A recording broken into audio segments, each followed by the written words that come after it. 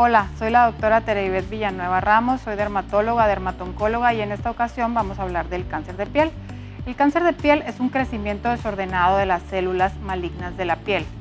A grandes rasgos se puede dividir en cáncer de piel no melanoma y cáncer de piel melanoma maligno. Existen otros tipos que aunque son más raros, pues los mencionamos como los linfomas cutáneos, merkelomas y entre otros.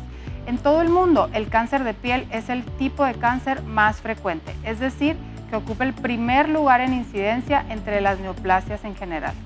Debido a que la gran mayoría de los casos de cáncer de piel son de tipo no melanoma y afortunadamente estos no impactan la mortalidad de los pacientes, el cáncer de piel en México no se reporta de manera adecuada y entonces no tenemos una estadística confiable. Para darnos una idea de la epidemiología del cáncer de piel en nuestro país, utilizamos cifras de otros países como Estados Unidos, donde hay población hispana y se registran aproximadamente 1.200.000 casos nuevos al año.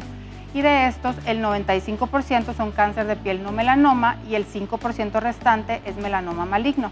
En estudios que se han hecho en nuestro país, se ha visto que también el 95% aproximadamente de los cánceres de piel son no melanoma y el 5-6% son melanoma maligno.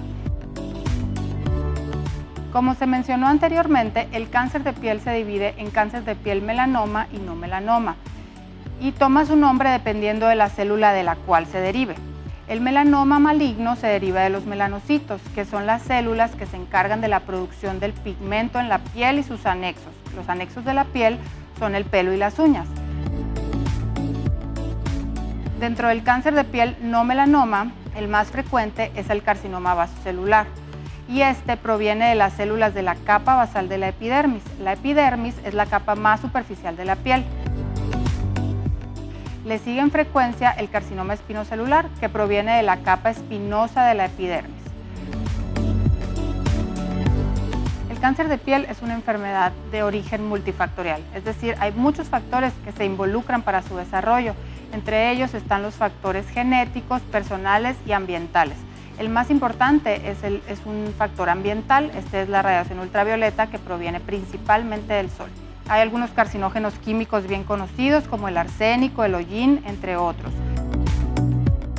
Entre los factores genéticos son el color del pelo, el color de la piel, el color de los ojos, es decir, esas son cosas que nos heredaron y no las podemos modificar. Hay otros factores, entre ellos las genodermatosis, que son unas enfermedades los cuales los pacientes son hereditarias y además tienen una predisposición para desarrollar cáncer de piel.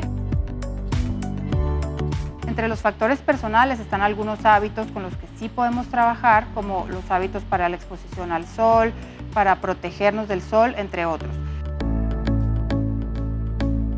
Hay algunos pacientes que tienen algún grado de inmunosupresión, es decir, tienen bajas sus defensas, sea por alguna enfermedad o sea de forma adquirida, por ejemplo, pacientes que son receptores de trasplantes, les dan medicamentos para que bajen sus defensas y entonces, o pacientes que reciben radioterapia o quimioterapia, cuando tienen muchos años recibiéndola o después de muchos años de haberla recibido, pueden desarrollar cáncer de piel.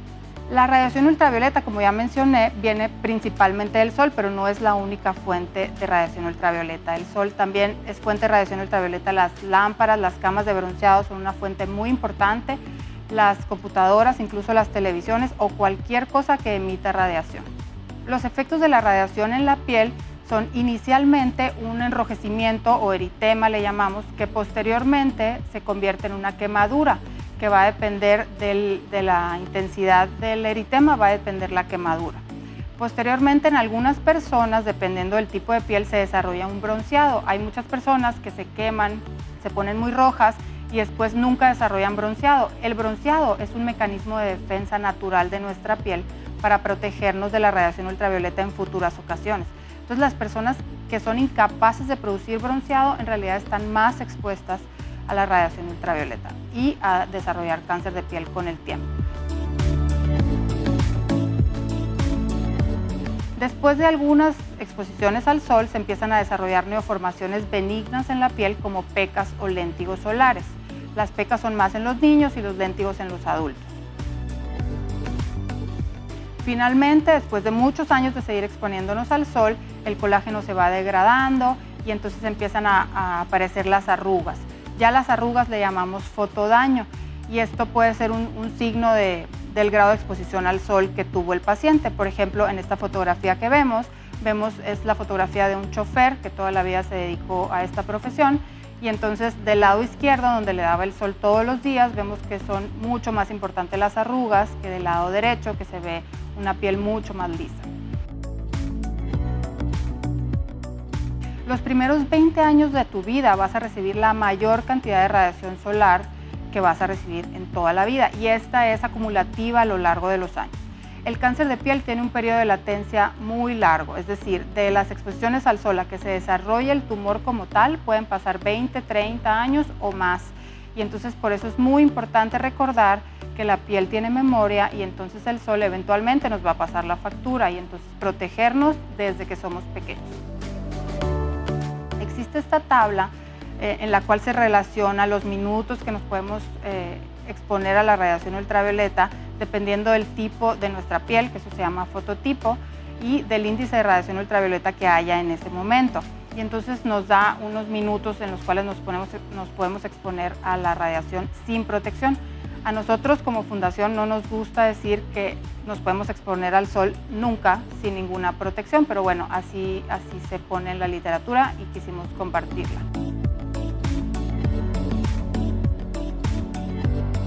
¿Cómo detectar si un lunar es cancerígeno?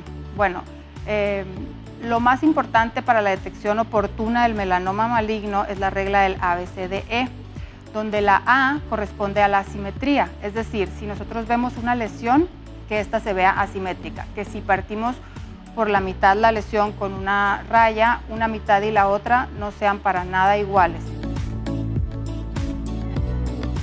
La B corresponde a los bordes. Los bordes de la lesión son así festoneados o como greñudos o no definidos, y entonces eso ya también nos da otro dato de alarma.